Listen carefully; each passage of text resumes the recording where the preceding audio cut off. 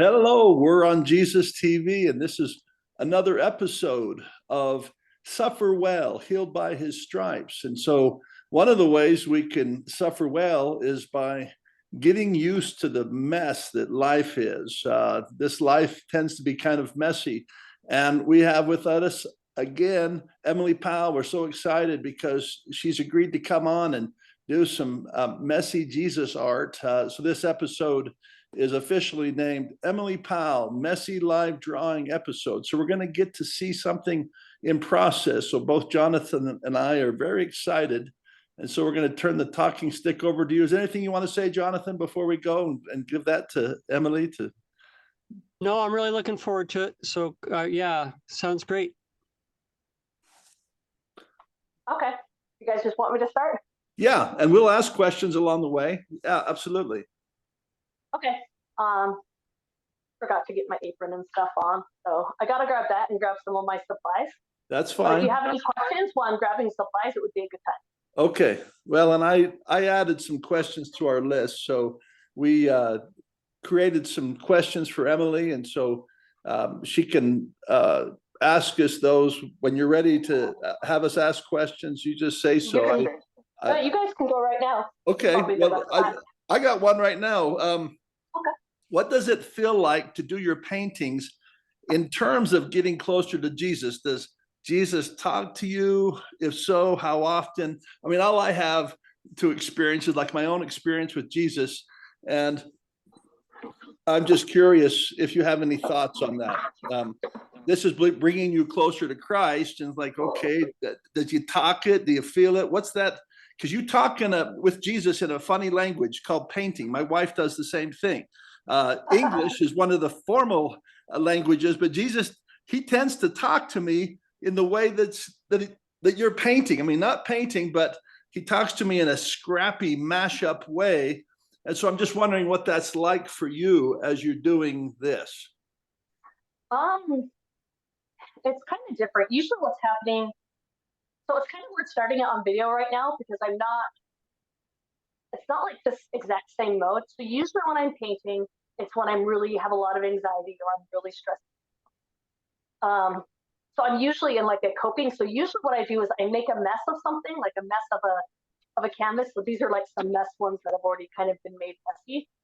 And then after I kind of have been like, okay, I'm in a mess, and I kind of like get it all out there, then it's like my brain is clear. And then just kind of as I'm painting, just thoughts come to my mind. It's just kind of just like quiet, and I don't know, just thoughts come. Sometimes I actually feel like the talking to God part happens more when I'm like, when I finish the painting and I write on the back, where I write, like this one's not done yet, but where I write on the back, I usually write like a poem or a story or a title. So sometimes it happens at that point too. It's just kind of, there's not like I don't think there's like an exact time or moment that happens. Yeah. Cool. That answers your question. No, yeah, it does. It's I'm kind of a reductionist, trying to figure out what's going on, Jesus, when you're talking to me. I'm like, it's not like getting a text. It's not like getting a phone call. It's kind of like impression, and it's part me. It's like, is that just me? Because I could easily believe that's just my voice. But I choose to believe, no, that's Jesus. You're not that smart. Because sometimes he'll come up with really smart things, insights. I'm like, oh no, I know I'm not that smart. And it's what you're talking about, kind of clear your mind, or he has me under pressure, or I'll wake up from a dream. And so I fascinate like how he's talking to me in ways I never have before. It's like, that's weird. I did not spend my life saying, Jesus, you're weird. You talk weird. But after I got born again, I started paying attention to how he's talking to me. And he's always talked to me. That's what I realized. But then I'm like, how do you talk to other people? And so I'm like, hey, I'm going to ask Emmalee that question. So yeah, you answered it. And it's similar. He leaves impressions on your mind. But for me, those impressions aren't like in English. They're like a dream, where it'd be hard to tell people exactly what did he say. Well, I can't even hardly tell myself that. So anyhow, there's where that question kind of comes from, and it'll probably be an outstanding question for the rest of my life. What's that like for other people, let alone myself? yeah, I don't know. For me, it's just like thoughts. You know? It's just, yeah, really just thoughts. Okay, so tell us what you're doing right now. But what I'm doing is I'm trying to decide which one of these I want to work on. I haven't decided. So one of your questions you guys asked earlier, which has to relate what you guys had on your Google Doc, was what's next in this Jesus in the Mess series? Like, am I still doing it? So yeah, I'm still doing it. I'm getting back into it again. But what I'm trying, I really want to paint bigger ones. So when I did, so like these are a whole bunch of smaller ones. So when I did these are the ones that I did like somewhere between 300 of, and they're just like little sizes. So, like, Can you see, pull like, it closer to this camera? Like there. Oh yeah. Now see that we can see. Oh yeah. That and some looks you like can see and some you can't. And so I have a bunch. So I did lots on paper. I did a lot on canvas, and I did a lot on board. And then, yeah, and then sometimes like I glue them on boards later.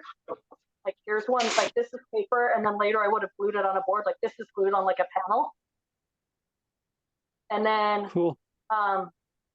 But what I'm doing now is I want to paint larger. I'm also starting to go back through them, and I'm just starting to combine some of them, and I'm starting to, yeah, just kind of finish them up because some of them I felt like were just half-formed thoughts, I guess you could say. So I'm doing that. And then the other thing I'm doing is I'm working on really big ones. So here, I'll pull this off here for a second. So like this is one that's almost done. This one's actually already sold, but this one is almost done, and I gotta finish this one in a week or so. I always call this one Big Blue Jesus. This one's like 4 by 4 feet, but I'm just gonna do a little bit more on the face on this one. I like it. And then this one here, this is one I started just kind of randomly. I'll pull it out. So this is one I started about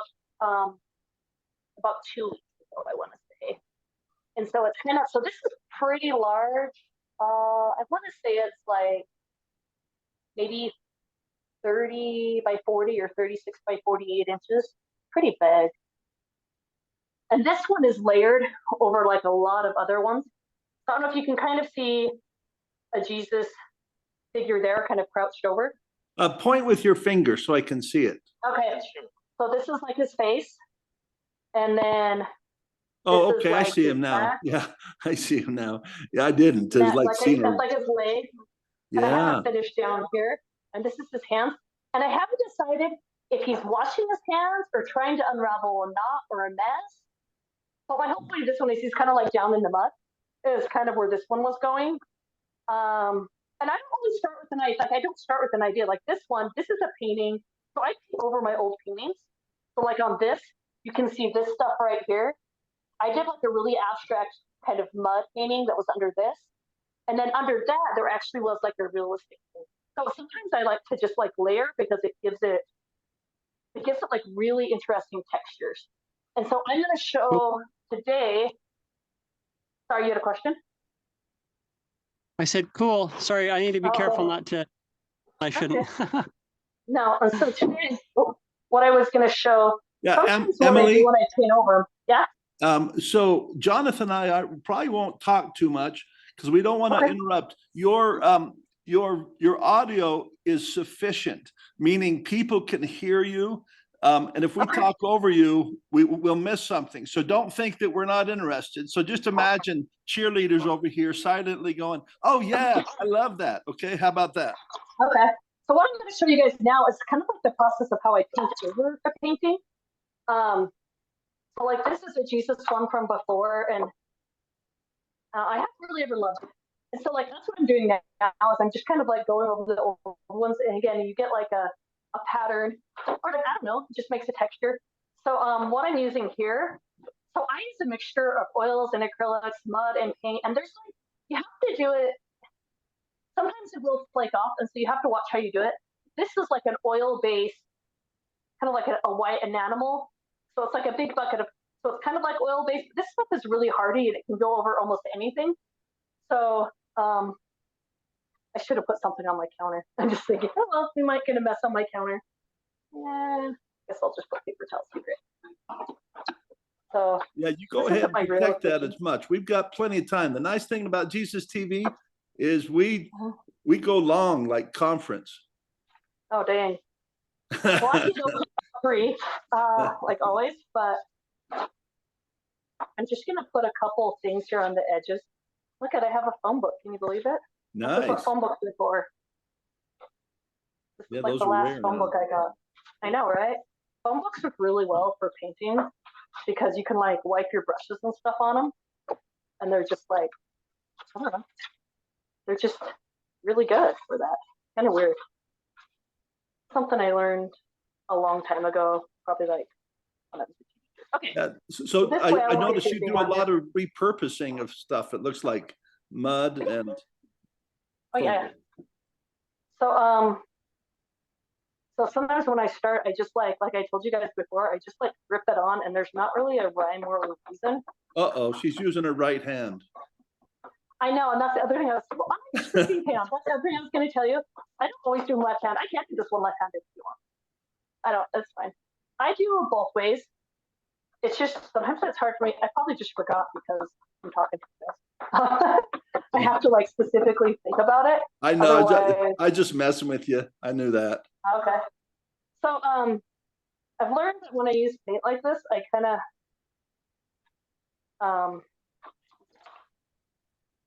it dries. It's kind of interesting the way it dries, so I have to catch it at like the right dry level. It's kind of hard to explain. I just let it dry a little bit, and then I just start scraping it on. So like, well, this one I got a bit too much on here. So sometimes I do like several at once. So like I'm gonna come on this one. I'm like, oh, I got too much on here, so I'm just gonna like wipe this off on another one. So there's not like I said, there's not a lot of planning. This is way too much. Put some on there. So I usually do several paintings, like I said, at the same time.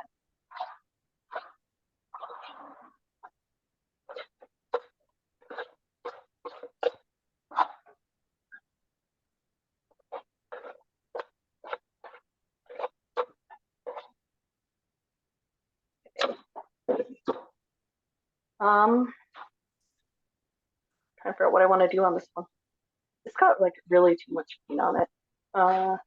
Have you met anyone else who's doing what you are doing with your Jesus art? There's been some people after I've done it, like some people I've been connected to, like on social media, that have done their own renditions. Or I encourage people to just do their own thing. So yeah, there's some. And I was really influenced by J. Kirk Richards. He's a Utah artist from Woodland Hills. He doesn't do it with his are messy, but he doesn't do like left-handed and all of that. These are just kind of more abstract. He had a series probably about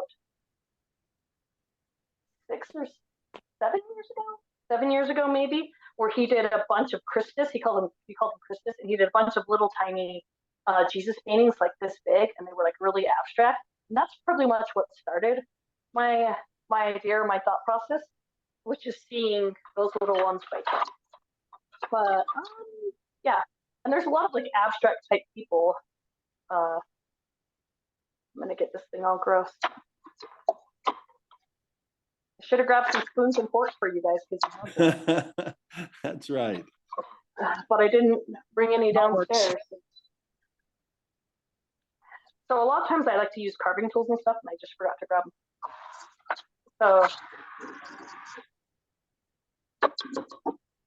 So I actually just tapped off on another one.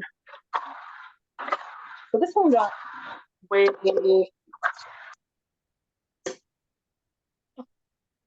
Can you guys still hear me? Yep, we're back up. Yep. Okay. My earbuds just apparently the battery just died on. So you guys can still hear me like this, okay though? We hear you fine. Yep. Because apparently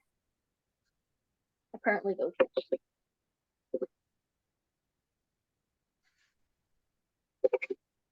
there's not going to be a lot of talking unless you guys ask me questions.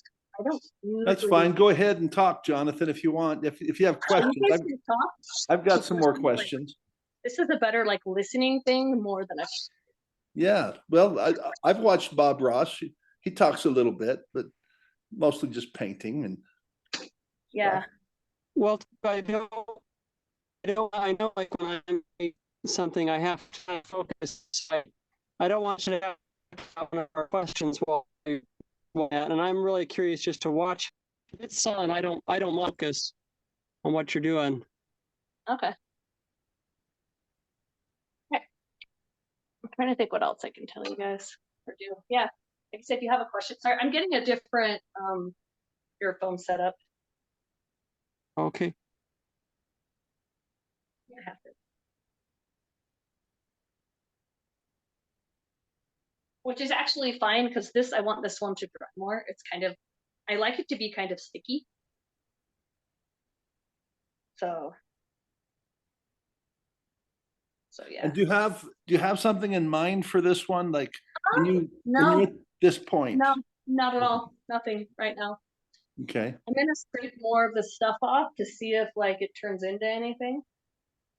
But yeah, I'll be honest, this is kind of like really intimidating because I don't usually paint live like this. I usually, like I said, do a lot at a time, and then sometimes they turn out and sometimes they don't. Yeah. If it doesn't. Well, good. I'm glad that you're willing to be vulnerable for Jesus TV. Yeah. So, okay. Now I've got this Well, earpiece I think in. that's really cool. The whole concept is, the idea is that you're trying to find him in a place that you wouldn't expect. It's like, and I love that. That's kind of what faith is like. I'm going against what I said. I'm talking now, so I'll try to be quick. But Go ahead. Go ahead. I like it. no, just seems like that's kind of how it is. It's like the idea is that with faith is that you have to move ahead in the messy way, and it's kind of amazing that you end up discovering meaning in a life that otherwise seems meaningless.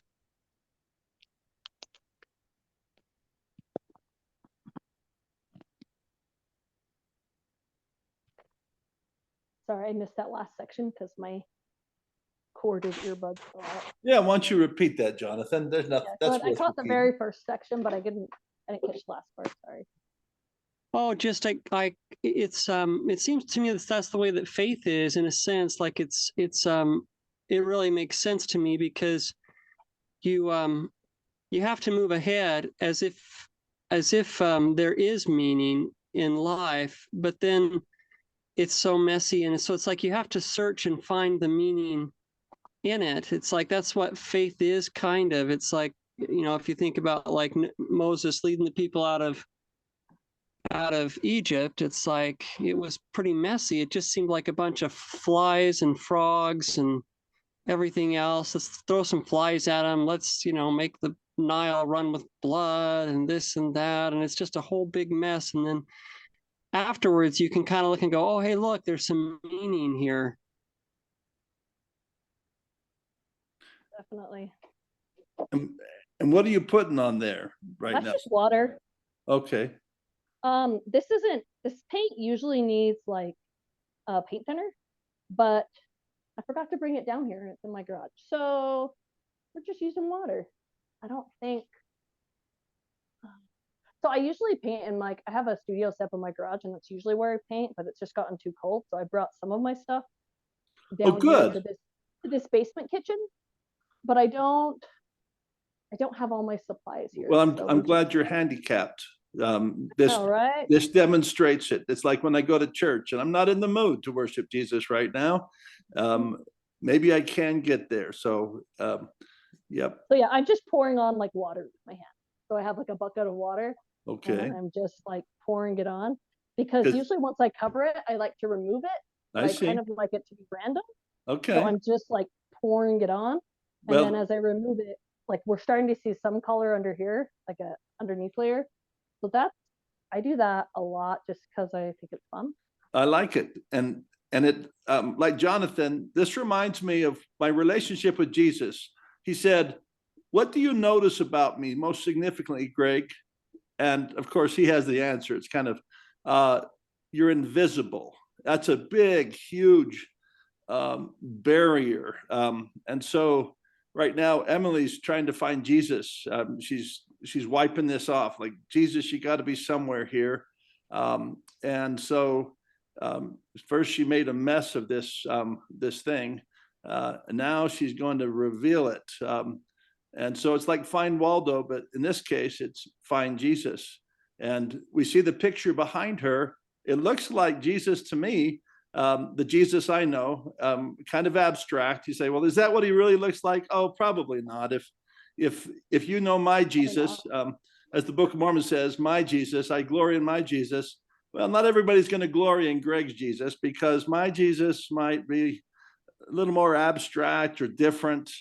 So here we go. Emmalee's Jesus, we'll see how it turns out. She doesn't even know from day to day. So in your last episode and in this episode, you mentioned that you connect most strongly when you're facing difficulties. So that's why I'm glad you don't have all the accoutrements you have. You're handicapped even. Yeah, like this stuff.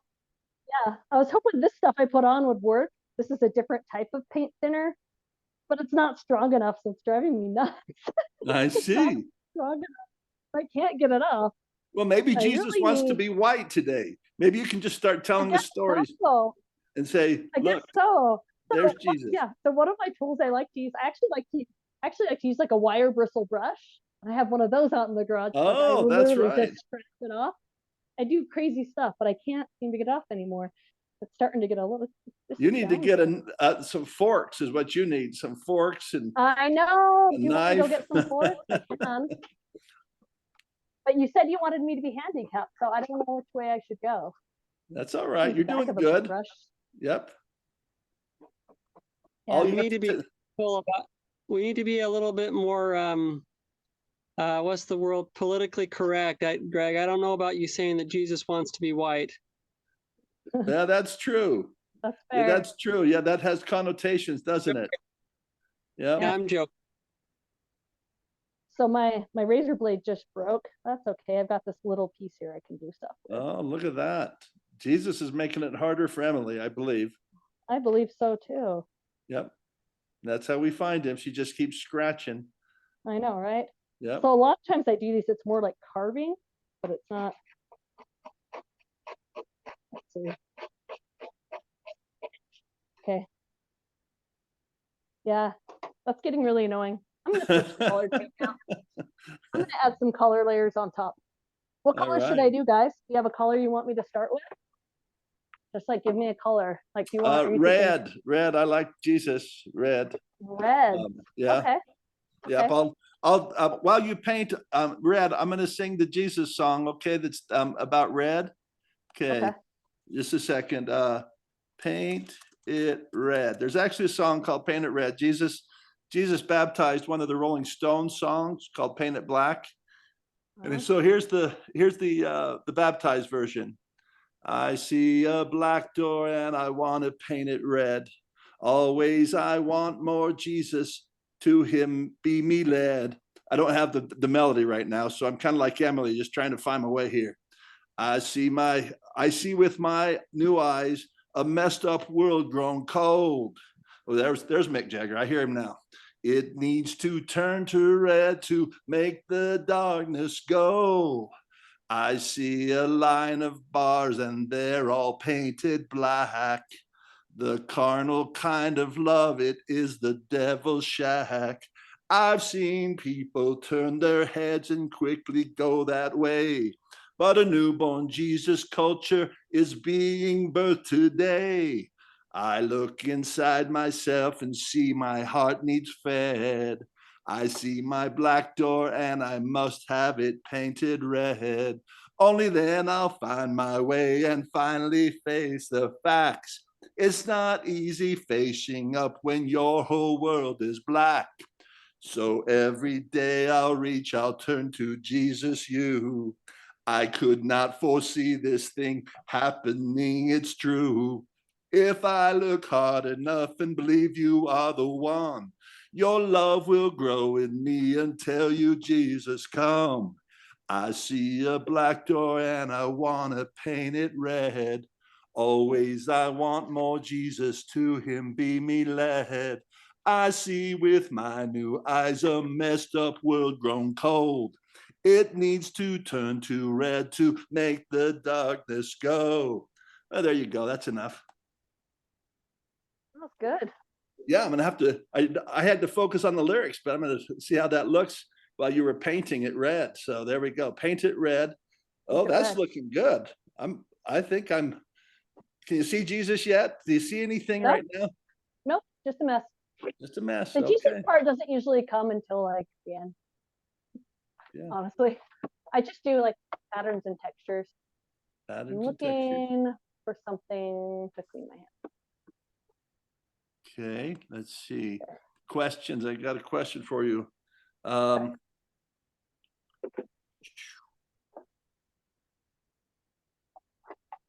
do you teach this same way like at school? Do you teach art then at school? I do teach art, but no, it's nothing like this. And that's because I'm primarily a commercial art teacher and a yearbook teacher, which means I teach Photoshop and Illustrator. I see. So Okay. no, I don't actually teach painting. I do have a couple arts foundations classes, which is like beginner art, but no, I'm not a painting teacher. So I've actually never taught painting in school, although I love painting. It's just kind of, I like teaching the digital stuff too, though. So That's cool. That's cool. Well, I'm liking your painting more already. really, So what's that you're on now that's in the jar? So this is brush cleaner.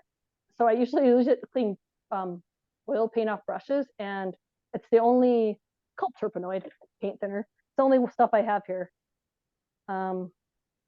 She's So improvising. I'm Yes. just improvising. So if you notice, it kind of makes it look, so it's kind of like it does to oil paint what water does to watercolors. So like, see how this one's like all like out now? So it kind of does a different approach. I wish I had like a blank whiteboard because I would put my hand like on it. So I'm just gonna. Oh yeah, look at So that. sometimes that's how I get my textures on my other boards, because I just like clean my hands off on them. But yeah, so yeah, funny. I don't actually. I like it. Emmalee, what it's reminding me of, it's kind of like a parable for how Jesus has been working with me, because it's a lot of what I do now with worshiping is intuitive. Like even Jesus TV, Jesus gave me a television station. I'll go on there and it just looks like a mess, like what you're doing right there. And like, hey, can you see Jesus yet? But there's an intuitive process that starts coming through, and it works. And it's hard to explain people how it works. So oftentimes, like your painting right now, would look like my attempts to worship Jesus to people. They're like, that ain't Jesus. And I've been like, oh, I totally get it, but I'm on my way from misery to happiness towards Jesus. And so anyhow, that's partly one for me. Your art is a parable, and I think all art is. So when I see my wife start out, it's pretty rugged to start out any painting,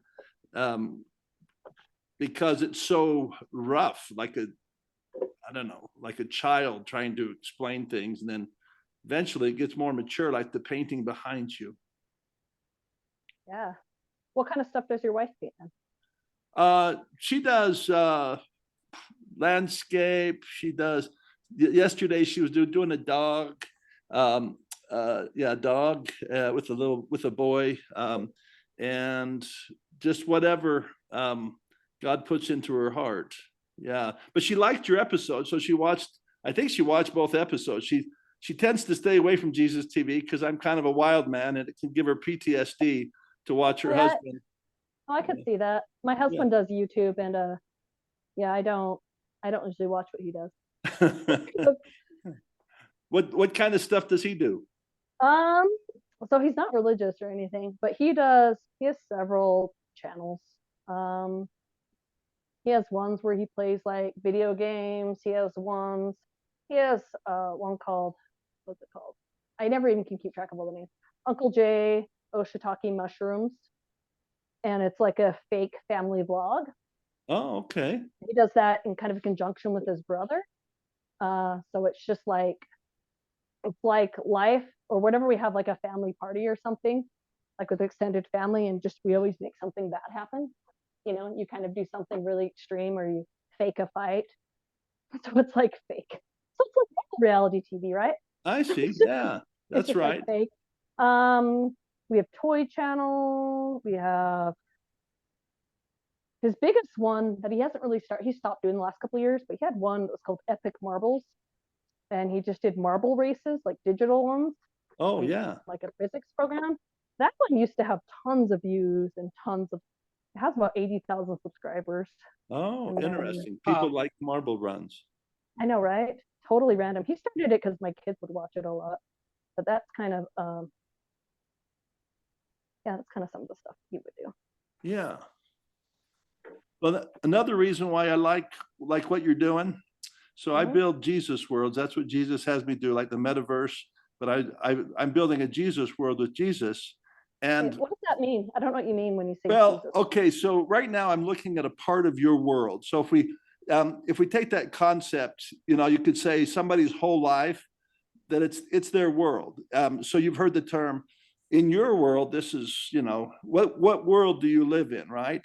And so there is a sense at which we experience life internally, really. A lot of it's internal, and we may experience it differently than other people, right? And that's so we can reach out and ask people, how are you experiencing life? So I feel like this program on Emmalee, we're getting a picture, a small view of your life, and actually seeing how does she approach a painting, a Jesus painting, because that had particular interest to me when she does Jesus art. Oh, well, that's my favorite friend, my invisible friend, my invisible imaginary friend. And so it's a term that is colloquial. That is, that people have used that term before. But what's going to happen with the metaverse is we're actually going to have personal worlds. In some sense, your husband's YouTube channels are that. People can go to that location. That's what the internet is too. You can go the World Wide Web. Why do they call it a world? Is it really a world? Well, it goes throughout the world pretty much, but it's an electronic thing. And so, but it allows us to visit knowledge, people, things, and you can actually send people to those places. And so what is being envisioned with what's called Web 3.0 or whatever, the new web, is that they're calling it the metaverse, which implies that it's a big thing, meta being big. So it's like a universe. And when I got born again in 2015, Jesus told me about what's coming, that people would have their own personal electronic universe, that and this is probably going to be younger people. So if you go to like Minecraft or SimCity, this terminology is familiar, because people know that they can have their own world in Minecraft. And you say, well, that's just a pretend world. Correct. You are correct. And it's an electronic world, but it allows people to go express themselves in an environment where they can kind of look at things they want in their world. And so people can download different things. And so that's I'm into world building because Jesus told me to be, but my world has a theme. It's a Jesus theme. So Disneyland, they talk about Disneyland or Disney World, the wonderful world of Disney. And so what you have basically is a themed world. So if you went to the wonderful world of Disney, what would you expect to find? I would expect to find Goofy things and Minnie Mouse things and Mickey Mouse things. Those are part of that world. And so when I think about coming and watching you do this, like in your own home, and seeing your world of art, like all those pictures you showed us at the first of this episode, that's part of your world. That's Emmalee using her energy, her strength to produce something that's valuable to her. And so I'm able to visit that world and take a part of it, because that's what Jesus TV allows me to come to your world and take a part of it, because we're recording this. And so then I can share it with other people because now it's in my world, because I have Jesus put a television station in my world, or you could call it in my sphere, or you could call it in Greg's little part of the world. He's given me a television station or a way to organize so that I can go to other people's worlds. So I went to Jonathan's world. I'll go to Jonathan's world often. His world, there's this guy that lives in a van in Jonathan's world, and his name is Jonathan McCormick, and that's Jonathan. And I go to his world, and in his world, there's a poet, and his name is also Jonathan. But he writes prophetic poetry. So I was able to capture some of those prophetic poems and discuss them with him. And so I'm using terminology. You say, well, why don't you just say that you have this video program that you do like little documentaries? Oh yeah, I could, but in my world, I'm fashioning kind of a new story, but that story is going to be patterned after what you'll see 10 years from now. What I'm speaking of will make all the sense in the world, because it does to people like Mark Zuckerberg. He knows Mark Zuckerberg, who owns Meta and runs that. He's poured $15 billion in it so that people can have their own space. You want to call it a world, fine. He's selling parts of that metaverse for millions of dollars to people who then put tracts of land for sale. People are actually spending money to have a space in the metaverse. Oh, she just hit pause on I'm that. still here. I'm still here. It's just my phone. Somebody texted me and it popped up. Oh, no problem. I get it. That's fine. The text took over. That's why I like my computer. Yeah, you can keep talking. Sorry. No, that's no problem. I'm about ready to wrap up so that you will have that full explanation. And so in the future, here's what I can tell you, because we're not quite there. But if somebody wanted to, they could just Google the coming metaverse, and they would learn all about what I'm just talking about, where people will have, and they will literally buy. There's people right now buying space electronically and creating worlds. It's already started. And it would be like 30 years ago, people say, oh, there's people are creating these websites. And that would mean nothing to my parents or myself as well 30 years ago. But 25, 20 years ago, it started making sense to people. Now people know what it is. Oh, you go to the website. It's a place you go. And so that's, and you say, well, why don't we just call it a website? Because it'll be on the web, right? Right. So in some ways it already exists. And that's what you would learn if you study it. But what's coming is so immersive. It's going to be so substantially immersive that people will have to have new names for it. And one of those names is your own personal world. And then it'll become an organizing device.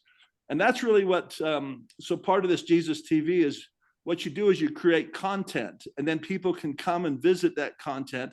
And of course, the content that I'm gathering is the stuff I'm interested in. So that when AI takes this, because AI will take this, and I will be able to go in your kitchen. Here's the thing, I'll tell you what's coming.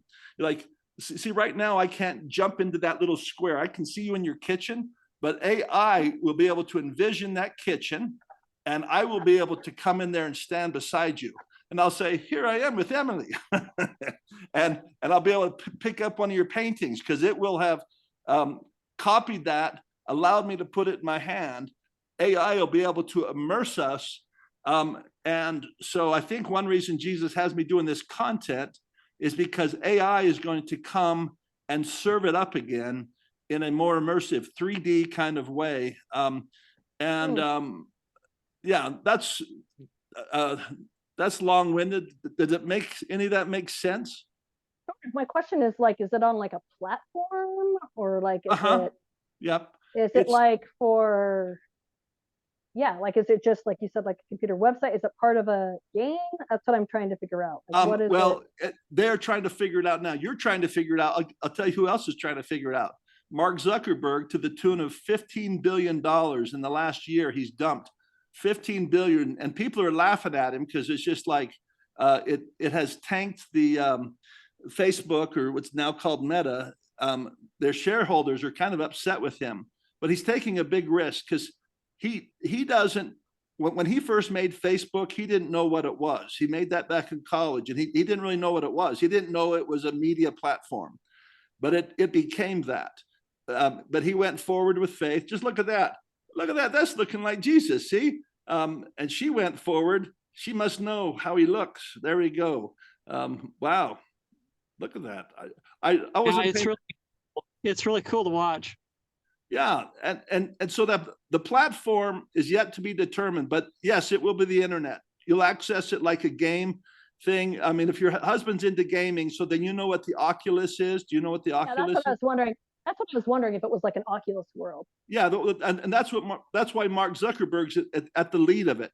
He's the leader because he has the Oculus, he has the platform, so it'll be a very social place, and there's so much more to work out. But here's the thing, Jesus has me working on the Jesus verse. I've been talking metaverse, metaverse, metaverse. I've said nothing about the Jesus verse. And it turns out there's going to be multiple platforms. And one of those is you're going to say, well, what if I wanted to go to a place that's not the metaverse, meaning it's not Babylonian, it's like Jesus themed. That's what I'm building right now, is I'm building a world that's Jesus themed. And so, because that's what you have. If I walked in your house, I would say, oh, I'm picking up on a vibe here. Let's see. I'm in the garage here. I'm picking up on a vibe. You know what these paintings make me think of? Jesus. For some reason, everywhere I turn, it's Jesus, Jesus, Jesus. See, and so that's exactly what my house is like, by the way. That's I right. should show you guys too. It's like there's Jesus everywhere. My kids are like, don't you paint anything besides Jesus? So yeah. Yeah. Yes. As soon as something or someone comes up that's cooler than Jesus, I will do it. That's what I always tell people. I'd be glad to worship another God, but I already worshiped the devil. He didn't turn out very well. I'm done with that. I'm all in on Jesus, just because I can't find another God who's as cool as Jesus. He's kind. He loves me despite my faults. So he's hard to compete with. Once you get a good taste of Jesus, anyways, that's for me. I'm a fanatic. Some people are fans of Jesus, and some people are kind of light fans. They'll tune in when he's, his team is winning and so forth. But yeah, and that's good. So now do you understand what I'm talking about? Like your world? Yeah. So it's an Oculus world. Yes. And here's the cool thing about Jesus verse. He's going to connect it to the physical world. Now, that's what Mark Zuckerberg eventually wants to do, because he wants to have Emmalee get on with the Oculus and create an avatar where she has this cool dress. And then Mark Zuckerberg, lo and behold, he'll say, do you want that dress? Because everybody's complimenting her avatar on her dress. And she says, you mean I could have one in the real life? Just click on this button. And then he would just take money out of your account through Visa or whatever. And 2 days later, maybe through Amazon or whatever, you're going to be able to put that dress on and go to your, son's wedding or something like that. And you tried out that dress and it fits you because you had the AI scan your body. You're like, I've never had a dress that fits this well. It's so cool. And I got to wear it for 3 years before, and I'll always get compliments. And so he's selling, these are called NFTs, non-fungible tokens. He's literally selling right now dresses made by like Dior and others. He's hired these people to build dresses in the cartoon land, if you will, so that people can actually download so their avatars look good. I mean, that's hard to believe. I'm like, really? People are doing that? That sounds pretty nuts. But I guess that's what people thought about, internet stuff.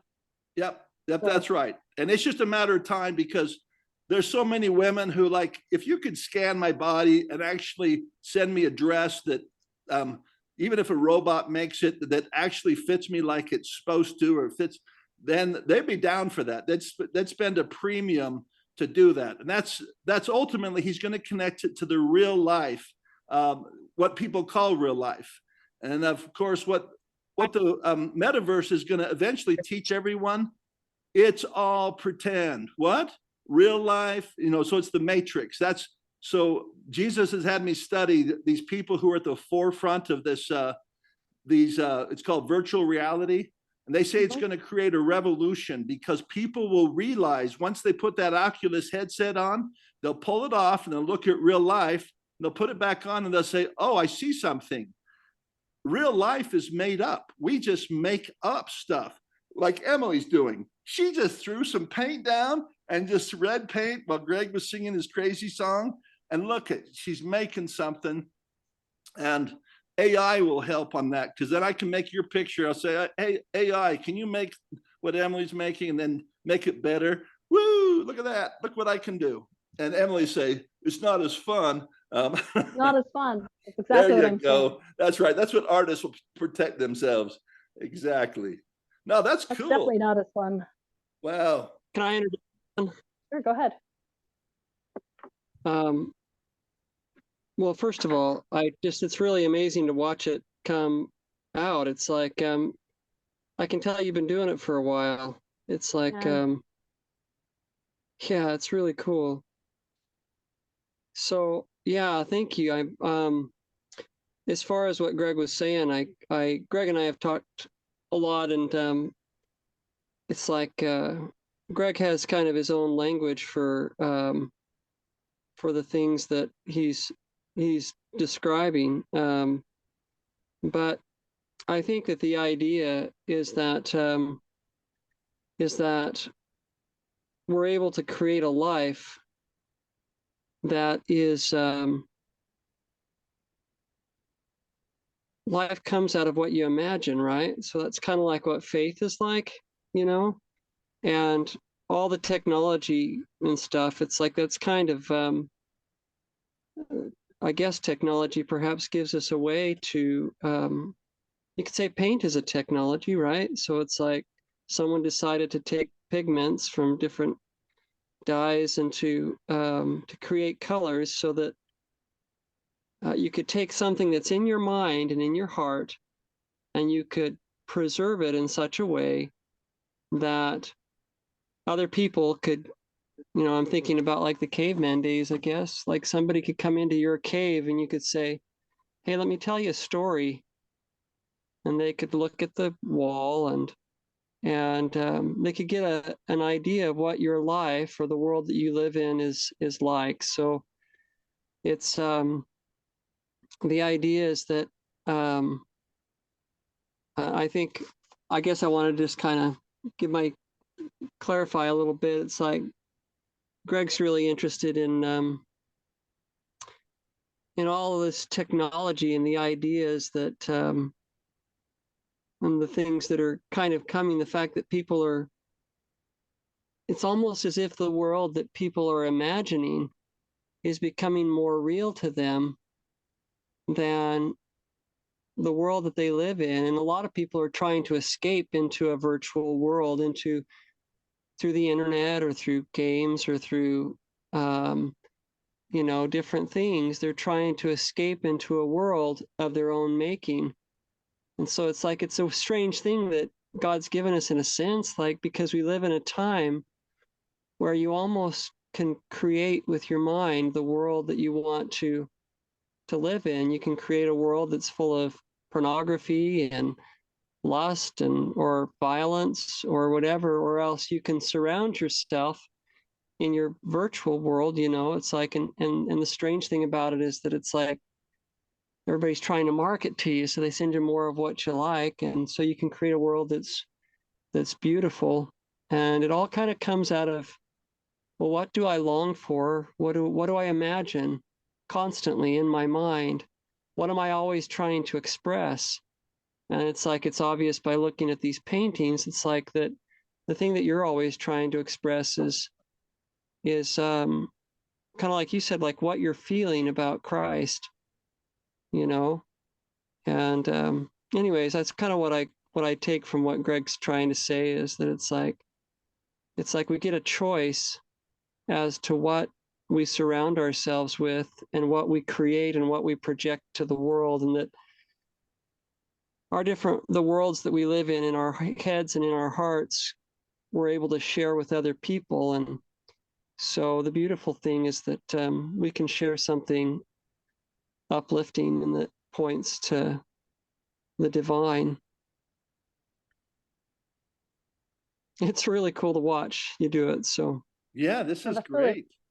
That's really interesting. Kind of off topic of that, but kind of not. So I think one of the things I've heard you guys say is like Jesus is imaginary. And that always just kind of feels weird to me because I actually believe that people can see Jesus, and I actually know people who have. And so knowing, like, I don't know, no, that just seemed like weird. That was just something you guys said, but I know your games and stuff like those are different, or your worlds you're creating are different, but that was just one of my thoughts, was just. Oh, I like your thoughts. I'm glad you picked up on that. So Jesus was the one that told me to say that. So I refer to him as my imaginary friend who is real. Okay. Yeah, you Jesus. Said that. Yeah. And so what that does is it emphasizes, in order for me to see Jesus, he said, Greg, you're going to have to use your imagination. So when I got born again, I said, I want to get closer to you, Jesus. And he said, you're going to have to become like a little child, which means you are going to have to use your imagination. You have to imagine that I'm with you. Now, that term, imagination, there's more religious terms that people are more comfortable with than imagination. As soon as you start saying imagine, even if you say my imaginary friend who is real, people still like, oh, come on, quit using the term imagination. But then Jesus said, tell them that you're using your sacred imagination. And then that's one step closer to where people are comfortable. But I can take them even one more step, and this is scriptural. It's called the eye of faith. So if you studied the eye of faith, you would say, well, aren't we just talking about faith? Yes. Now, there we go. They say, well, just call it my friend who is perceived by faith or by belief. I'd say correct. But I needed in my heart to engage in a way that I was familiar. When I was a child, I would imagine certain things. And here's the thing, as adults, we imagine, we may not like how using that term, but nonetheless, we imagine that there's angels protecting us. When we say a prayer, we imagine, like President Holland says, angels are rushing. Does President Holland have to use his imagination in order to believe that? You bet he does. Okay. What psychologists? So I'm using a secular term, which is then, yeah, people will call foul, but it is a way in which I've been able to get closer to God by, for instance, imagining that I have a Jesus television station. Like, it's not a real TV station. And then I'll show them the sign, which I'm going to show you. So he had me create a sign so I could imagine it better. I'm going to show you a sign that I paint because I also paint. So hold that thought just a second. Okay. I'll interject something while he's coming back. I was going to say, I'm not sure that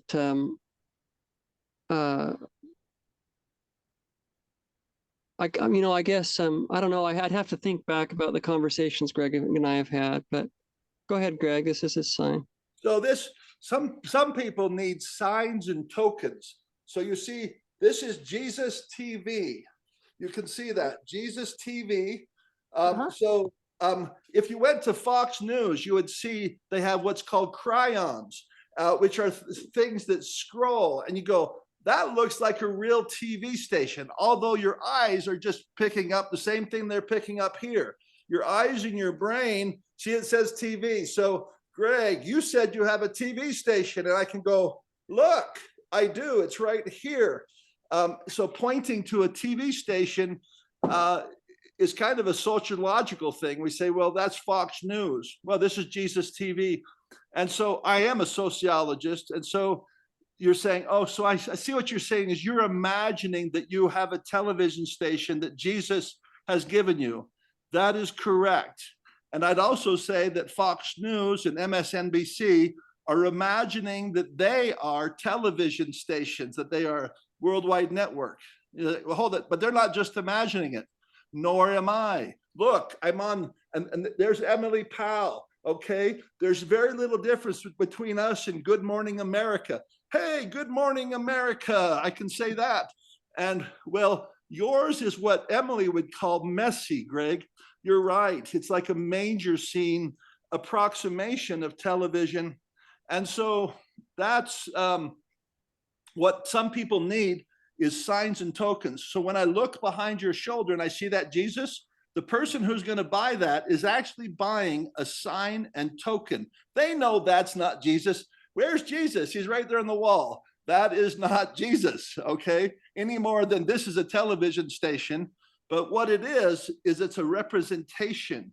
And we as human beings are symbolic representers. That's how we actually create a reality. We create a reality through symbolic interactionism. And so a picture of Jesus can make us think of what? Jesus. And the very thought of thee, Jesus, the very thought of thee, with sweetness fills my breast. Oh, that's a song that tells us that's how we create reality. Can you feel it? Can you feel Jesus when you, and I can.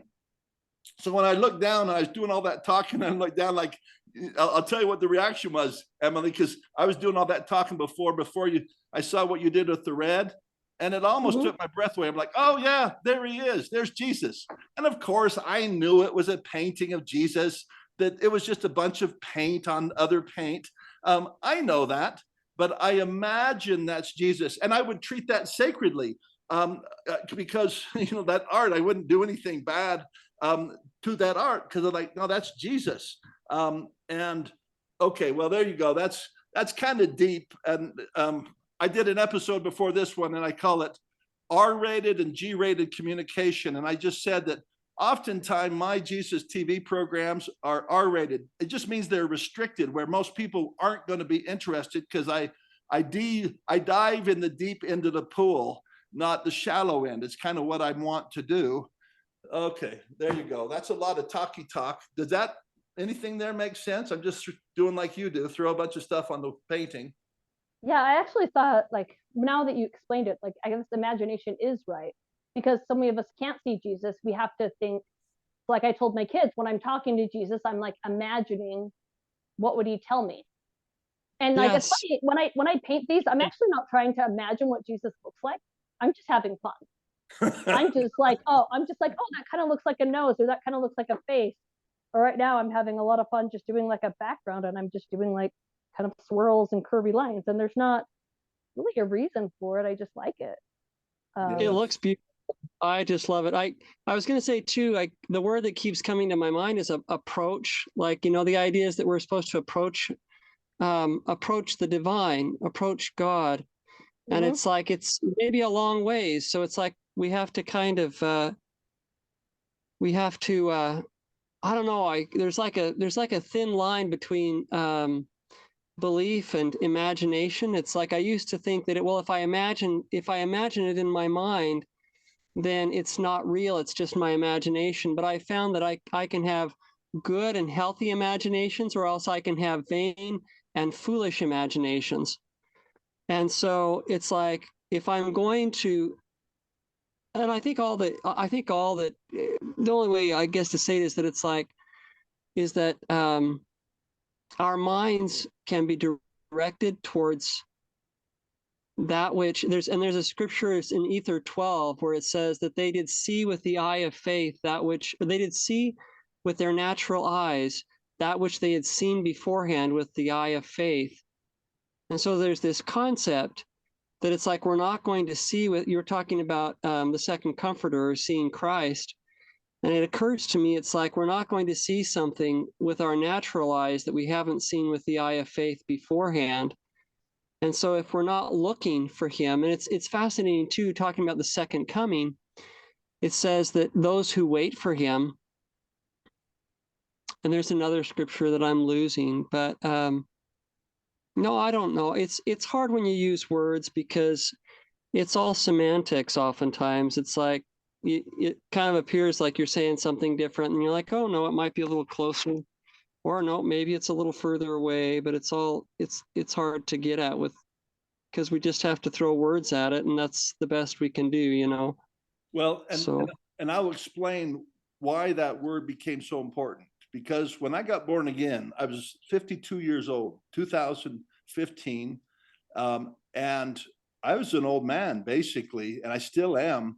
And Jesus said, you literally have to become like a little child, Greg. I mean, I don't know what he requires of other people, but it was required of me. And it still is required that I become meek, teachable, but also literally like a little child, kind of playful, and not worry about, for instance, getting the right words. Oh, you're using the word imagination. That's and the word is meant to provoke me, not to provoke everybody else. I'm done with trying to poke everybody else. I just like to need to know. And so when you said that about what you tell your children, boy, that the bell went off. I'm like, bingo, because that's what God's always saying. The things that the parents have to tell the kids, that's where you need to roll with your energy, Greg, because in order to do what you have to do, because he wants me to do a cultural shift, and I've been doing it, becoming a new creature in Christ, but it's like a deviant subculture, because I'm like, this isn't even a thing I grew up knowing how to do. And he said, be like a little child. And so I'm learning new languages and so forth, and kind of playing with them. So then if other adults go, what do you mean by that? Then I explain it. And some of them have charity for it, others don't. And that's fine. My wife and I are still discussing this issue where I talk with Jesus all day long. I also pray to Heavenly Father. For her, it's like, it seems like we should have all our prayers go to Heavenly Father. But I'm like, which I do. But I talk with Jesus all day. And, you know, when you communicate with God and he's Jesus, it is like you're praying. And I don't have to resolve that. I'm just going to continue to, in fact, today I thought in sacrament meeting, I thought, I'm going to ask her, do you think that when we talk to Jesus that we're praying, or is that different? Because I think of communication between God and man as being a form of prayer. But I'm okay with saying, no, I just talk with Jesus. I don't pray. That way I'm able to conform to all the church or supposed, because I don't think it's supposed. I think actually it's okay to pray to Jesus. But I also formally pray all the time. In fact, it gets more confusing. I'm like, Father, like, Greg, who are you talking to? Both you and Jesus, Heavenly Father, because I'm just like, they're both fathers. Christ, the Father of our salvation, Heavenly Father, the Father of our spirits, and so forth. So it gets confusing to me. I'm like a little kid trying to figure it out. You think I would have got it figured out by age 59, but it feels like my world's getting even messier. But here's the cool thing. I can talk to them about it. They're like, no, it's fine. We are one. That's what I hear, or I imagine I'm hearing. So back to my point there, the language that I use, God is putting that in my heart for a purpose, because there's going to be other people who need that same language. Maybe they're old people like me who have to do a very fast transformation, because that's what God's told me. What I have to do with you, Greg, is got to be done very fast. Okay. And so he has to be pretty rough with me. And I have to do things that leave me pretty vulnerable, subject to criticism, those kind of things, and to receive it with love. Yeah, okay, enough there. Any thoughts, Emmalee? Jonathan and I, especially I, took the talking stick there. No, that's good. You asked me a question and I wanted to answer it. You asked me something about, like, does it count as praying when we're just talking? I think is what you said. Is that what I caught from it? Oh yeah, well that's that question. Yeah, that's right. I didn't know if that was a rhetorical question or if that was like a question you were. No, that's a good question. Treat it as a good question. Yeah. I feel like it is praying. Like, because I would say it's even more than just like talking. Like for me, like I feel like this is a form of prayer to me. To me, a form of prayer is just like you're meditating on things of God. Yeah. And you're talking to him, you're trying to seek for knowledge. And I think it all comes down to, like, when you're seeking for that knowledge, and sometimes it's not even seeking for knowledge, sometimes I'm just really venting. You know, and I think that's important too, though. But I don't know, I totally think it counts. I don't actually do a lot of formal prayer. I always at night sometimes I feel really guilty because I don't always like kneel down by the side of my bed, or things like that. But like, it's okay. It's Yeah. fine, like it's just. I was just going to say, hey, Greg, I did want to ask to make sure, I don't know what the people see once it comes out. I was just going to make sure, like, I don't know if it's switching back and forth between all of us when we talk. I hope they can see her painting. That's what I was going to say. Yeah, they're going to, no, they're going to see all four. Right now, what you see is 4 squares, and they're going to see all 4. That's what I'm looking at is the 4. So I just want to make sure they're seeing what I was seeing. Okay.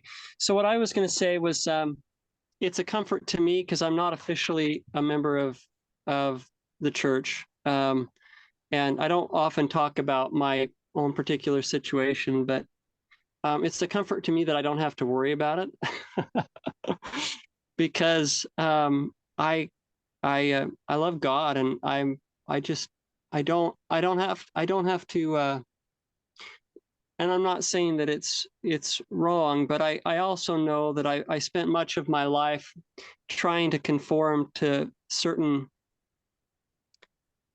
forms of prayer or all the things that I was basically told to do, and I've never rebelled against those things at all. I'm very grateful for them. But I'm kind of like you said, Emmalee. I find myself in the same position where it's like it feels like I'm constantly talking or communicating something. It's like it's like everything is it's like everything has become a prayer. Um, and it I actually sometimes when I'll kneel down, I get confused because I start to think to myself, well, what am I supposed to say? And I don't know what I'm supposed to say, and I just say what I want to say. I communicate in the way that I feel to communicate in the moment, or not communicate and just meditate and do something, or work at something. It's another strange thing that it's like it's really hard for me to make sense of the days of the week anymore. I used to think in terms of like I work 5 days a week or 6 days a week, and then on Sunday I worship God. But it's really hard for me. Like like if you were to ask me at any moment, like, what day of the week is it? I would have to think for a minute, and probably at least 25 to 30% of the time I might get it wrong. And because I live in Arizona, which is the seasons are weird down here, it's like I often don't even know what month of the year it is. And so it's like, people talk about, worshiping God on the Sabbath day. And I'm like, yeah, right, that's right. But it almost feels like the world is revolving. It's like we're entering into the Sabbath of the earth. It's like it's a time when it's like I kind of wonder if it's all going to mix. It's like I don't. It's hard for me to know what actions are worshiping God and what actions are my work. It's like my work really feels like my poetry, and the work that I actually gives me money. They call me any day of the week, and I get to go, have to go, whatever you want to say, and it all feels like worshiping God. Um, and it all kind of feels like work too, a little bit. But I kind of wonder if that's what the millennium is going to be about. It's like it's going to be a time when Christ reigns upon the earth, and it's something it's constant. He becomes our constant companion. It's like the Sabbath enters into every day of the week, and the thing we do for work is really hard to know, because it kind of overlaps into the Sabbath day. It's like I sit here and I write, and it's like, well, what are your, is your, I don't know, I'm rambling, but the point being is it's almost like he comes to live inside of us and he makes everything one thing. Now I'm rambling and throwing stuff on the canvas, but anyways. No, I think that's good. There's just so much that we don't know. I guess one of the things that I can relate to what you said about being raised a certain way, though, and thinking everything had to be that way. And I've learned just to let go of that a lot now. Like there's a lot of things. I think a lot of times in the Church of Jesus Christ of Latter-day Saints, I probably shouldn't say this, but I'm going to. I feel like a lot of times it's more like it reminds me of the time of Christ in the New Testament, where you have like the Pharisees and you have all these laws. I'm not saying that laws and commandments are bad, but just saying there's all these things that aren't like scriptural per se. And I think that you can come to Jesus in many different ways, I guess is what I'm saying. So a lot of what I do when I do these is I'm just trying to go against the conventional way to come to Jesus.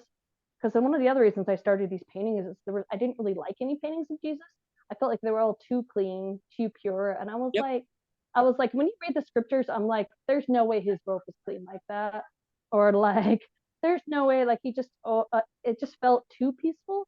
And when you read it and you think about the context of the situation, I'm like, people were trying to kill him. Like, he was coming there and he was upsetting the church at the time. And it wasn't just like this peaceful, happy transition time of like everything's like la la la. I mean, he was killed when he was in his 30s. So it's not like everything was awesome, for lack of a better term. Oh, totally. Yeah. Yeah. Thank you for that insight. I agree. I just wanted to, as the timekeeper, so to speak, we are at 3:13. Yeah. So I know you got to. I'm done. I'm just it's signing. beautiful. I'm trying to sign it right-handed. Sorry, guys. Left doesn't always work. But again, I'm still not using brushes, and I did use a broken butter knife. Did you see that? I was using a butter knife a lot of the time. This was the only tool I had down here, and it was broken. All right. So that worked really well, though. And then I kind of, with my thoughts with this particular painting, I tried to do, at first I wasn't going to do any lines like going over his face, because I was like, no, you don't want to cover him up. But I kind of like the idea behind it, like as I'm doing it, of just thinking, well, it kind of reminds me of the scripture that says, they see through a looking glass darkly. I think it's in Amos. But the whole idea of like, you can't see clearly, although you're trying to. And that's kind of, I think that's kind of what this one is about, is you're looking for him and you're looking for this peace, or kind of like the serene moment, but there just seems to be a lot in a way. Like, it feels to me like, for me, like doing this drippy stuff on top, it feels like there's a layer, or like, I think you could even say a veil between me and Jesus. And there's this separation of like, no matter how close I want to be to him, I'm having a hard time finding my way through this to get to him. And those are just kind of my thoughts as I'm just finishing this up right now, as I'm working on it. I will probably sit down and write something about that on the back. It has to dry first, though. So we'll probably take a couple days to dry here. Trying to write my name does not work. Well, wonderful. Can we have you back Sure. and do more of again? So then that's fun. Emmalee, I don't mind just painting while you talk. I actually like that. So like I said, it's hard for me to. It's hard, like, I didn't know what was going to happen when I started out with this, but then it just like, I don't know, you just kind of keep going and you keep making a mess and keep going with it, and it turns into something. Oh, it was magical for me. I was like, when you were kind of stuck on that white thing, I'm like, is she gonna be able to do this? And then I look up. I would. I just had to make a bigger mess, Yeah. It just wasn't messy enough. Well, that's awesome. Yeah, like there had to be something to work with. Well, if you enjoyed it, I know Jonathan, I did. So maybe we ought to have you back once a month to do another painting. Does that sound okay? Is that a pace you can handle? Yeah, I can totally do that. I'd probably do it more if you want. Like, I don't mind. I don't mind just chilling here while you guys talk about whatever. That's fine with me. Yeah, I like it. I liked watching it. So yeah, maybe I'd like to do it if we can every week for a while. I think that this is good. This is good. I'll have stuff going on, but I don't know. I think it's good for me, because a lot of times on Sundays they cause me a lot of anxiety, because like I think like, oh, I should be doing something special with Jesus, or like I need to make it a special day, and then I get so much anxiety about trying to make it special that at the beginning it doesn't become special at all. That's right. And then it so it's hard. But doing something like this, so I have a hard time, like I said, motivating myself. Like, I will keep constantly getting distracted, but if I have like a reason, then I'll do it. That's right. Yeah. And so like I had this already, so it made me like do it. Yeah, excellent. Well, I'm glad. I was gonna work. Yeah, I was gonna finish this one today, this big blue one, but that's okay. I'll work on that another time. It's in too far of a stages. Like, I don't know. It needs more concentration. Yeah. than like something like this. But I Yeah, actually like this one a lot. I I do too. don't know what I'll call it or title it. But I'll write something up and I'll put it on my social media. And how much do you sell those for? Just so our listeners can know when they say, I want the red Jesus, what is that going to cost them? One this size, I usually do it by the square inch. So one this size is probably, I try to keep it really cheap. Probably about 300 for an original artwork this size, and that's actually really cheap. Yeah. So yeah, Sweet. that's probably somewhere around there. I have to measure it exactly. Well, But good. Well, I used to always just give these away actually, but then they don't mean as much to people. It's really weird. If something's for free, like come buy milk and honey without price, it doesn't mean it's no, I'm serious. It's really weird because I originally was just giving all of these away and then it like didn't have the same meaning. And yeah. it was like people wouldn't have the same care as it's just a really weird thing. Yeah, it is. It is weird. I saying that because I'm in a strange position that way. It's like I write all of this poetry, and it's like uh, it yeah, because I don't charge anything for everything I do. It I often feel meaningless personally because um, because it's like the world doesn't it doesn't give me what I need to live for the thing that I am. Does that make sense? It's this weird thing about money in this world. I don't understand it, but it's like we have to sacrifice for things, and it's just strange that way. Yeah, like you have to sacrifice for it to have meaning. I guess that's what it is. Right? Isn't that strange? Yeah, that's definitely weird. Yeah. I'll come up with a title for this later and I'll send it to you guys. I don't know what I would call it. I might just call it unclear, or Okay. Jesus is unclear, or Well, something about through the glass. I don't know what I'll call it. I have to come up with a good thing, but I'll send that to you later. I have to go now. But yeah, okay. Yeah. I'm supposed to be somewhere soon. But I'll come up with a thing and I'll send it to you. okay. You'll also Yeah. see it when I post it online. I think you follow me on my Facebook account. I Yeah. also do my Instagram. Sometimes it's easier to like see the stuff that I've done and do. I just think the format's easier to like scroll through. But it posts to both, so that's cool too. All right. Anyways, well, I will talk to you guys later. All right. Thank I'll you. let you know what I title it. Hopefully by the end of the night tonight, but I don't know. Whatever. Sounds If I good. get the All title right. to you later, you can always put it in your comments or something. Indeed.